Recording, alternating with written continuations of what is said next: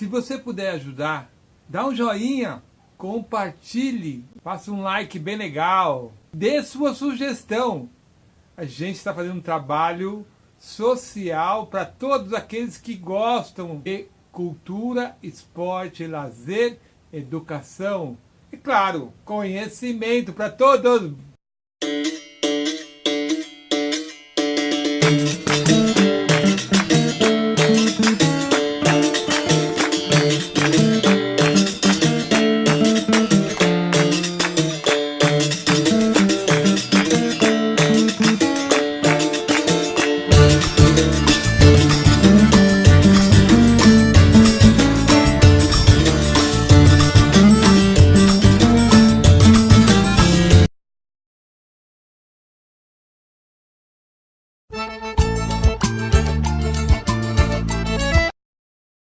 Então, gente, agora nós chegamos no momento do forró dos universitários. Como é que surgiu essa história?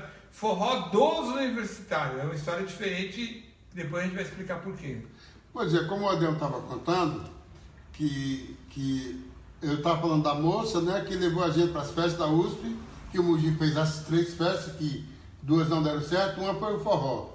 Aí depois, quando o Mogi contactou com o Wagner de Souza, para fazer a festa lá no Projeto Equilíbrio. Não é isso? Exatamente. O que era o Projeto Equilíbrio? Simplesmente foi o Mogi apareceu lá, numa festa de uma amiga minha chamada Isa, através do Paulo, que era amigo do Mogi, que hoje é o Paulo. Paulo veterinário. E hoje é casado com a Isa, né? Aí fizeram a festa lá de teste, ou seja, num dia chuvoso, numa sexta-feira, fizemos um forró, onde todo mundo ficou empenhado, todo mundo saiu, todo mundo se divertiu, entendeu? Para a divulgação. Naquele dia, choveu, né? Mas choveu gostoso. Então, chovia pra caramba. Eu lembro aquele dia com a chuva e ainda deu quantas pessoas? Deu 100 e poucas pessoas. 170 pessoas. Para o evento que estava começando, foi lindo, não foi? Nossa, ficar tudo contente. Só de pagar a conta. Nem centão era paga nossa, nós já ficava todo feliz da vida, né? E foi assim que iniciou o forró com os universitários, né? Que agora foi em 94, segundo semestre de 94. De lá para cá, tudo mudou. Mas a base de tudo isso sempre continuou. E nós ficamos quantos anos?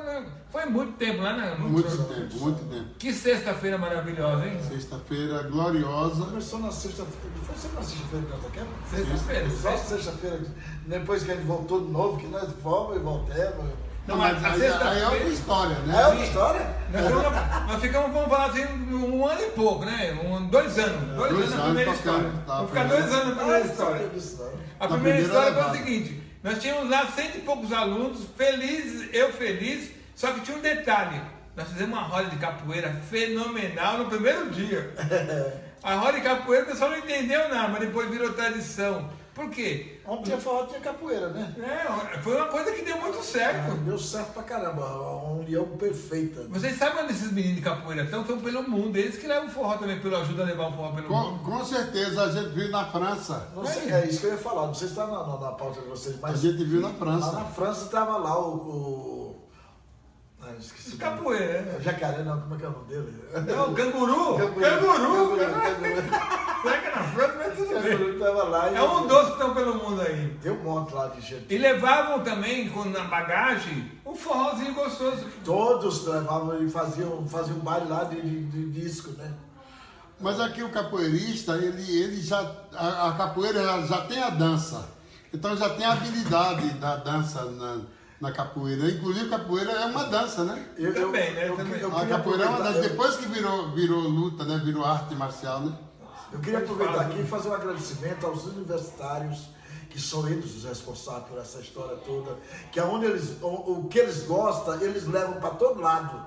Quer dizer, a gente chegou nos Estados Unidos, já estavam lá, nossas músicas estavam tocando por lá. Chegou em todo lugar que chega, tava as mesmas músicas que tocam aqui nos forró, que é aquela música que toca antes de entrar, toca em todo lugar, vai pra Bahia, vai pra qualquer lugar que você for. E são os famosos DJ hoje que estão pelo mundo afora. Os DJs vão, fazem as festas Aí a dança vai, essa academia de dança, os professores de dança, espalharam isso pelo mundo e vocês hoje são convidados para tocar pelo mundo. Com certeza, com certeza. Mas vamos voltar nessa história original. Nossa história. Então, o projeto de equilíbrio, a gente não abriu com a intenção, era quadra, gente. A gente não tinha nenhuma quadra coberta na época. Não. Nós fizemos na sala de capoeira. Na sala de capoeira. A sala dele também aqui, né?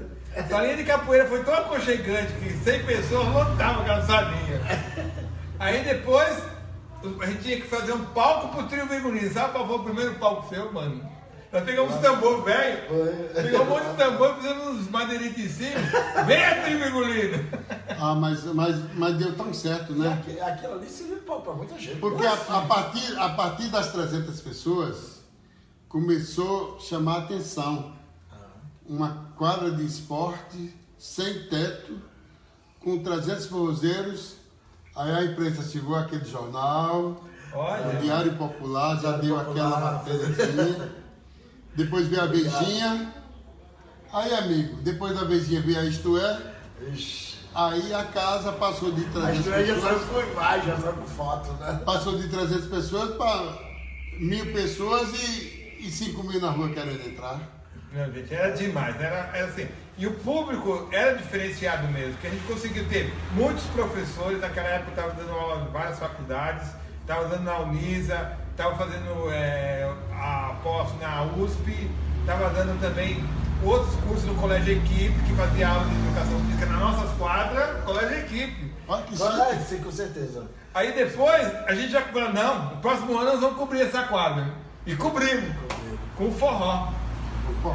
Ali foi uma loucura, eu me lembro. E deu super certo, né? Porque a quadra coberta, aí é que ficava bonito. Eu me lembro que eu saía ali quando chegava o intervalo ali, eu pegava, saía, ia lá pro Asa Branca, porque eu achava que o forró era aquele lá, não sei o quê, eu já tava com a cabeça mesmo. E aí depois eu comecei a ver que o forró nosso era muitos. Não superior, mas tanto quanto melhor, né? Um forró assim que atraía um público maravilhoso. Aí eu comecei a me relacionar bem com aquela. E graças a esse movimento todo, do forró do Virgulino, que era Projeto Equilíbrio, forró dos universitários. E aí a concorrência viu. Mas também a divulgação dentro da USP era maravilhosa. Então a concorrência viu, transformou o nome em forró universitário. Porque ele queria aquela concorrência, né, Enoque? Eu acho que a concorrência também, que foi o remédio que surgiu. Aí depois veio outras. Veio o KVA. Veio o KVA. E com isso a mídia não conseguiu ficar fora, a mídia entrou. E veio o Fantástico bombou. Não, Fantástico bombou. Ave Maria, hein? Forró virou do quem? A briga dos nossos parceiros de início, que aí separou, fez o Radiola São Luís, né? Porque separou dois, Mogi e Beto. Mogi. Beto mesmo. Mogi e Beto separou e fez o Radiola São Luís.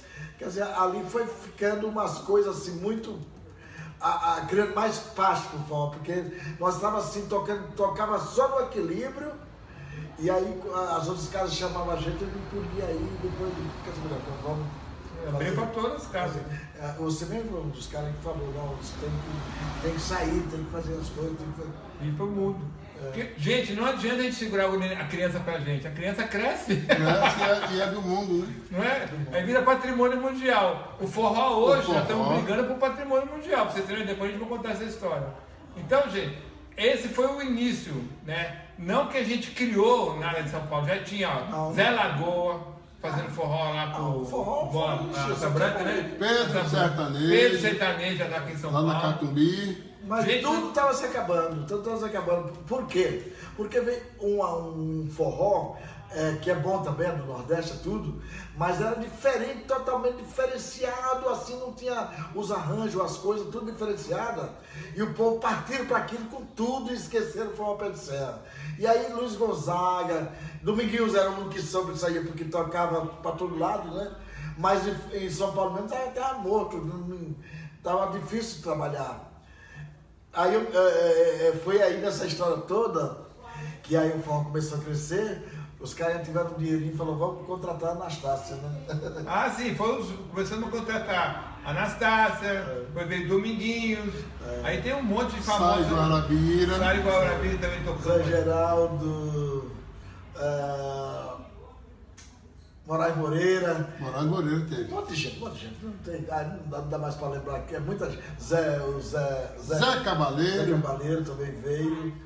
E a nossa era tanta assim. E as pessoas que visitavam a gente, que a gente ficava besta de ver na atriz, ator, todo mundo. Agora vamos pensar um pouco assim.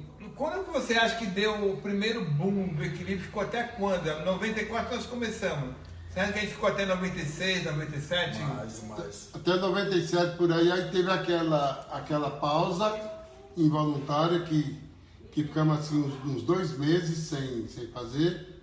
Foi quando voltou com uma nova roupagem, né? Essa roupagem eu vou falar pra vocês. Você vai lembrar, mano. Nós saímos da sexta e fomos pra que dia? Quarta-feira, mano. Quarta-feira. Ninguém falou, como é que você consegue uma quarta-feira em São Paulo com tanta gente bonita e lotado desse jeito? Me explica, homem. Pois é, porque era a Lu Brandão, que os meninos tinham parado de fazer. A Lu Brandão, que é mãe do Branco Melo. E o Primo Preto, Primo que é filho da Lu, né? Sim. Que era o que gerenciava a noite junto com o Wagner. Como foi esse encontro de você com a Lu Brandão para fazer aquela... Foi o seguinte, gente, aí a gente estava procurando uma nova produção. O violino dava pra gente, mas precisava de uma nova produção, no momento que aquela produção, naquele momento, não estava dando o resultado esperado. Aí nós contratamos o Primo Preto, que era o nome do momento. Ele era DJ na MTV, e aí ele falou, pô, mas não importa, eu vou contratar as melhores pessoas. E ele contratou, sabe quem? As meninas. Você se lembra? As meninas. Serena, Soraya. Você lembra delas? Foram as meninas que levantaram o público de quarta-feira pra vocês, homem? Elas que seriam as promoters. Promotem. Quem promove? Nossa, lotou que estufou de novo, né? Foi um novo boom, né? Foi o novo mundo. E aí daí ele já chamou a Lu Brandão, foi... Não, então a Lu estava na Brandão era mais direção. Primo Ah, eu tava também. A Lu estava na direção em nome do Primo Preto e as meninas saíam, porque as meninas já eram universitárias. PUC, Mackenzie, se não me engano, USP também. Era um time de pesado as meninas, viu? Ou seja, você vê como o forró sempre teve esse cunho universitário. Por quê? Elas da universidade iam lá panfletar, convidava os universitários, tá nós de novo, com o projeto Equilíbrio lotadaço, né? No meio universitário. No mesmo segmento. Eu me lembro do Fantástico lá com... Era Fantástico? Foi fantástico, foi lá. Que foi lá Todas as televisões passaram por lá. Eu vou pegar esses registros todos. Nós com o Branco Belo lá, né? Aí. Fazendo, né? O Branco Belo cantou Nenhum de Codoro, cantou Amor, Timão, não. Aí depois o Radinho de Pilha, ele cantou também. Nossa, foi Aí o Branco Melo, participação especial de Branco Melo. Titãs, meu Deus. Soninho Caraília, que foi... Soninho Filha, Radinho de Pilha, Soninho Filha. Então, gente, esse foi o segundo boom do trio Vigolino, que depois ninguém segurou mais. O trio Vigolino tá pelo mundo hoje. Como é que tá o trio Vigolino, hein? Eu acho que continua. Mas vem cá, vocês depois daquele momento, que aí foi o boom, começamos uma coisa que eu venho falando com a Enoch, venho falando com a Delma também, que é o seguinte: esses homens aqui sempre foi muito humano. Porque eles sentiram que os meninos, além de dançar muito, eles queriam aprender a tocar. Como é que era isso? Pois é, pai, eles vinham assim, com muita vontade e eram habilidosos, viu? Os que mais apareceram na época, assim, que começaram esse movimento todo de querer tocar, foi o pessoal do Fala Manso. O Douglas, no Zabumba, que o Roberto ensinava ele um pouquinho, e o Dezinho, que veio tocar o triângulo. Graças à exploração de tocar muitas horas, ele tocava pra caramba, eu ficava doido pra botar alguém pra tocar. Descansar um pouco? Eu pegava o Dezinho, eu deve é isso, viu, seu cara? Você deve, essa história é essa exploração. Aí botava o Dezinho pra tocar, daqui a pouco tava ele com a cabeça por cima do povo lá pra ver quando é que eu tava, né? Eu tava dançando. Ia dançar, viu? Não, que esse cara aqui deixava o triângulo, caía na farra. Eu ia dançar, dançava muito, né? E aí o Dezinho me chamava e eu voltava de novo, né?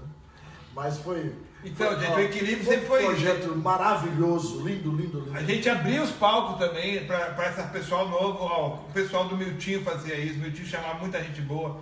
Imagine quantos cantores bons, quantas bandas boas surgiram devido à sua bondade. A gente sempre foi porta aberta. O Tato mesmo foi um dos que, acho que um dos primeiros palcos que ele cantou em casa assim cheia, foi no Projeto Equilíbrio, com o Trio Virgulino. Eu acho o seguinte, que hoje as portas estão mais fechadas. Tem lugar que as pessoas proíbem a gente chamar alguém para cantar. E eu acho que o que deu a história toda de crescer muito foi essa história de porta aberta, para o pessoal cantarem, brincar, se divertir e aparecer e fazer nome também, porque era uma corrente, a gente queria mais elo na corrente e conseguimos mesmo, porque nasceu um monte de grupos, quer dizer, e cresceu o forró, deu uma história bonita para o forró. Então eu acho que essa história da gente, de vez em quando, botar uma pessoa no nosso palco... Dá oportunidade, né? Dá oportunidade, se cresce. Nasceu muitos grupos em Ribeirão Preto, tem... Então, isso que eu ia falar, no interior, foi a mesma coisa assim no interior? Com certeza, no interior, inclusive, muitas bandas surgiram e duram até hoje tocando, fazendo sucesso, graças a essa abertura que o forró teve do Projeto Equilíbrio, que veio crescendo, porque a coisa ela se irradia, sabe? Ela sai de lá e vai o zum, sabe, andando. Vou pedir para você explicar um pouquinho. Esse no Zuzu, sabe onde foi parar? Aqui em Campinas, do lado. Cooperativa Brasil. Que a gente inaugurou. Aí, olha, tá mais uma. Mais uma que a gente inaugurou. Eu me lembro a Cooperativa Brasil eram 7 sócios. 7 sócios para poder abrir a casa. E aí depois eles iam vender nas partes, acabaram ficando 2. Que era a festa junina. E em Rio Claro tinha um rapaz que morava nos Estados Unidos.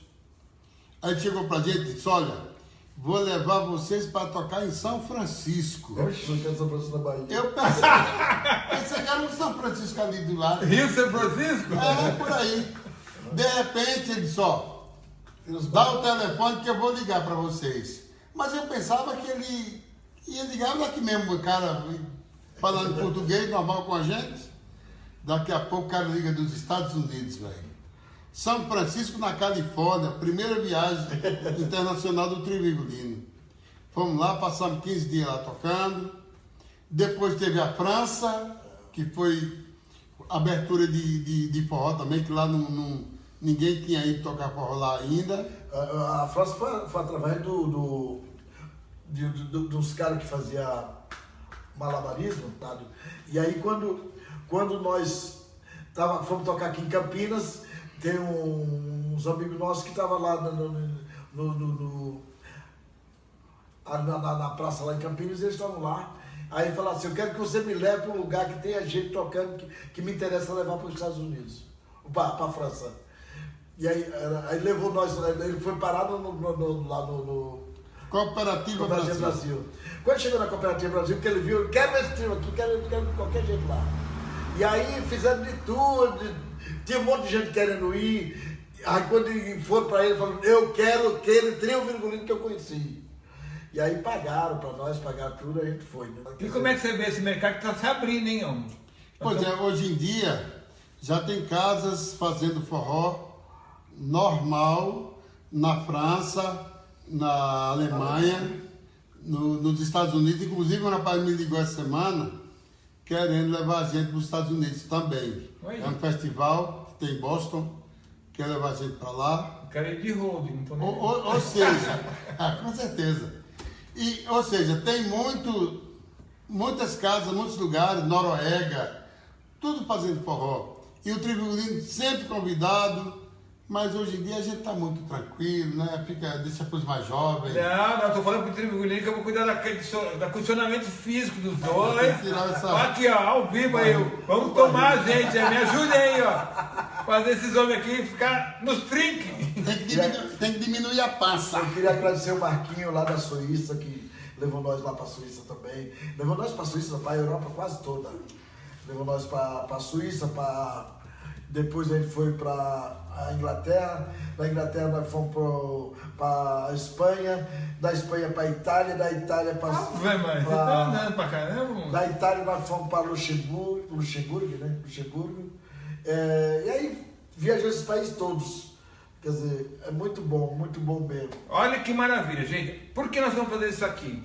Porque nossos documentários aqui no país mesmo tão pequeno. Eu vou buscar as teses de mestrado, de doutorado que falem sobre o forró, para a gente ver se a gente tem mais material, porque a gente está no YouTube, está fraco, nas mídias sociais está fraco essa questão da história do forró. Esses homens aqui simplesmente nos deram condições de reviver. Porque já em 94 nós tínhamos passado, já tínhamos o Seu Valença, já tínhamos os ídolos, mas não era esse forró que pegou no gosto do povo, a dança nova que veio, esse jeito novo de tocar, essa galera nova dando oportunidade para essa juventude, principalmente do Sudeste, né? Não estou falando do Sudeste. Com certeza. Né? Então assim, nós estamos parando aqui nesse momento, porque nós vamos já colher o depoimento deles, para daqui a pouco a gente voltar, que esse estudo está começando. Fala aí, meu. Eu queria agradecer um cara que foi super importante para nós, que os outros ficaram meio na meia parede. Mas o Dominguinhos foi o cara que mais aceitou essa ideia nossa e tinha consideração por a gente, quer dizer, falava da gente em entrevistas, em tudo que era coisas. Então eu agradeço de coração, pena que ele não está aqui para ainda agradecer mais.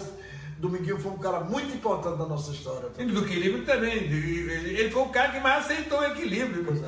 Graças a Deus tocou várias vezes com a gente. Fala, Nelmo. Ô, Reinaldo. Pois é, não, o importante é a gente se posicionar hoje em dia na situação que se encontra o forró, se concentrar e não deixar a peteca cair. Porque o forró, ele é muito grande. Ele é tão grande que ele perde, às vezes, o rumo. Que eu me lembro que, por exemplo, no começo, que o forró não era conhecido e a casa estava cheia, e o pessoal não cantava as músicas de forró. Eu tive que cantar música conhecida deles, como rock, conhecido música da Rita Lee, de outros cantores, para fazer eles começarem a cantar. Eles cantavam, daqui a pouco estava cantando, tem dó pequenininha, tem dó, quando olhei a terra dentro. Ou seja, eles aprenderam que pode cantar no forró, e foi assim que foi feito. E hoje, com esse boom que o forró teve, vários booms, o forró não pode se perder. Ele agora tem que firmar de novo, com suas raízes, com o pé no chão, e tocar para frente, porque é assim que se faz. Agora ele tem que ser visto como grande, e vai ser assim. A imprensa vai adotar esse sistema de novo, como já adotou em outras épocas, e você vai ver como hoje em dia nós temos o Fala Mansa, que está aí também, que é fruto do nosso forró, que estava lá. Peixe elétrico, circulador, Janaína, bicho de pé. Eu me lembro que uma vez eu fui pegar um avião para ir para Vitória, esse avião ia para Salvador. E aí, quem estava no avião era o pessoal da Jovem Guarda. Jovem Guarda e outros pessoal também. E aí, quando o Manito me viu lá, que o Manito era dos Incríveis, na época estava vivo, e ele pegou e falou assim, você pegou e só me apresentou para todo mundo. Aí me apresentou para a Rita Lee. A Rita Lee me agradeceu assim, eu agradeço a vocês porque eu voltei a fazer o show meio desligado por causa de vocês que fizeram minha música crescer de novo. Quer dizer, coisa mais linda, quer dizer, obrigado mesmo por a gente ter feito tudo isso sem nenhuma pretensão e dar certo, né? Falando sobre esse momento do forró em São Paulo, nós temos dois movimentos importantes, que é o SP Forró, que é um grupo de pessoas paulistas que estão reunindo trios. Tem a galera que tá, vocês não podem vir muito, eu sei que vocês estão presentes no grupo, mas presencialmente vocês não estão por causa da distância.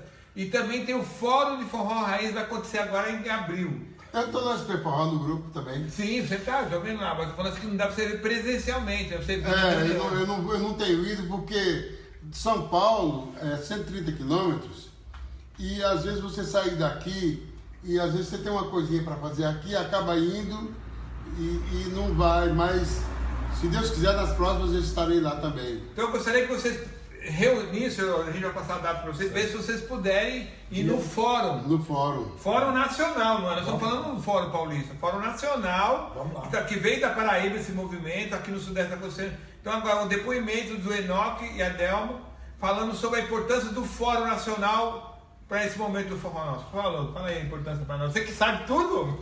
Não, a importância do Fórum do Forró é o que eu estava falando. O forró é uma coisa criada por Luiz Gonzaga nos anos 40 e 50 e vem se fortalecendo até hoje.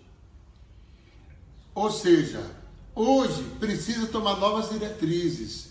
O Fórum do Forró reúne as cabeças que fazem acontecer o movimento. Hoje. Quer dizer, por quê? Porque o Brasil é muito grande. Então você tem um movimento aqui em São Paulo, você tem um movimento da Paraíba, você tem um movimento no Rio de Janeiro, você tem em todos os estados tem um movimento do forró. E que tal reunir forças para unificar esse movimento? Para tornar o forró mais forte, para tornar esse forró com verba nas prefeituras, nos locais que produzem os eventos, nas grandes festas. E o Fórum do Forró, ele tem pessoas competentes para achar esse caminho, para levar o forrozeiro para as cabeças, como se diz, para levar para os grandes eventos, para os aniversários de cidades. O forró de Campina Grande, por exemplo, o forró de Caruaru, São João de Campina Grande, São João de Caruaru, São João de São Paulo, por que não? Sim, que pode começar, né? Então, podemos fazer. Então, o Fórum do Forró é bem isso, reunir pessoas capacitadas para levar os forrozeiros, porque o forrozeiro é muito simples, muitos deles não sabem nem se pronunciar no lugar, não sabem reivindicar os seus direitos, que o forró já tem esse direito por natureza. Esse direito foi deixado por Luiz Gonzaga. Só de você cantar uma música bonita, você já está dizendo, eu sou forrozeiro. Cadê o meu direito?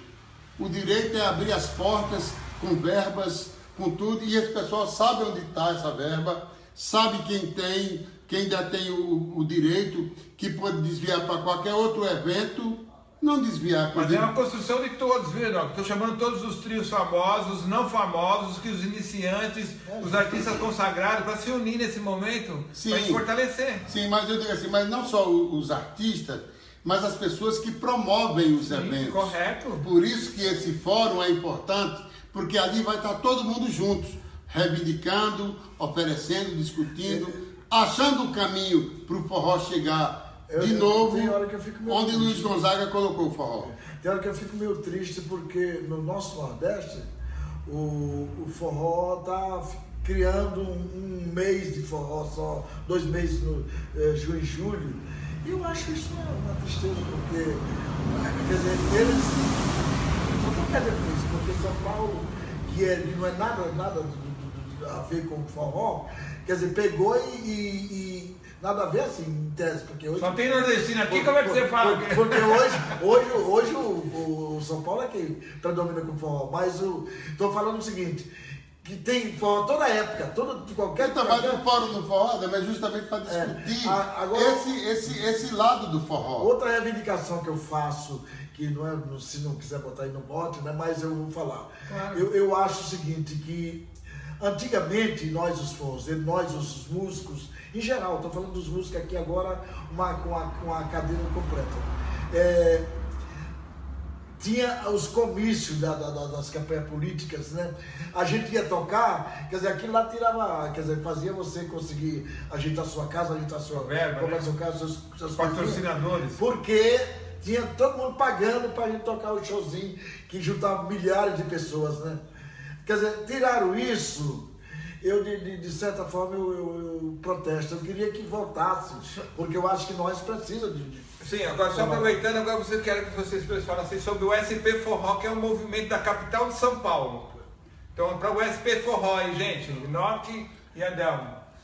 2 minutinhos você tem. O SP Forró, eu acho que merece tudo de bom, porque é a cidade que mais reuniu o forrozeiro, é a cidade de São Paulo, e o SP Forró está dentro disso tudo hoje em dia, tem acesso aos esquemas, tem acesso às prefeituras, tem acesso às grandes empresas. Ou seja, você fortalecendo o nome do forró, você tem acesso a tudo que tem direito, porque o SP Forró já é isso, já é um grupo que vai dar uma luz nova para o forró, que vai dizer, somos forrozeiros, porque antigamente, Luiz Gonzaga dizia, eu sou forrozeiro. Depois o forrozeiro teve vergonha de dizer que era forrozeiro. Depois do Projeto Equilíbrio, voltou a dizer, as pessoas têm a autenticidade de dizer, ter orgulho de ser forrozeiro. E o SP Forró dá essa cara pro forrozeiro. Porque São Paulo é a cidade que mais tem valores, porque é a maior cidade do país, e o SP Forró está lá, está dando o caminho para nós forrozeiros, está dando um segmento. Opa, um minutinho. Nem vou falar isso aí. Eu acho o seguinte, que na época que nós embalamos esse forró, as meninas chegavam na loja de disco e perguntavam, eu quero um disco de forró, diz que o cara ficava olhando para ela assim com os olhos, porque ela estava roubando, né? Quer dizer, não acreditava que ela queria um disco de forró. Quer dizer, foi tudo... O preconceito acabou. Recebemos aviso da família Luiz Gonzaga, que foi a época que mais Luiz Gonzaga vendeu disco, foi depois de 94 para cá. Olha que quer dizer, muita história, muita... Vamos voltar várias vezes nesse Não é? programa. Hoje nós estamos encerrando. Eu agradeço assim que nós marcamos até a volta já. Mas fica aberto, vamos forçar isso. Agora vocês sentiram esse início, esse projeto. Agradeço mais uma vez o Trio Virgulino. Obrigado, estamos aí. Obrigado. E vamos trazer o Roberto na próxima também, né? Vamos marcar outra aqui. Roberto Fui bem Fodini. recebido com o almoço. A próxima eu quero churrasco. Eu acho que é mais fácil. Um abraço. Obrigado. Valeu.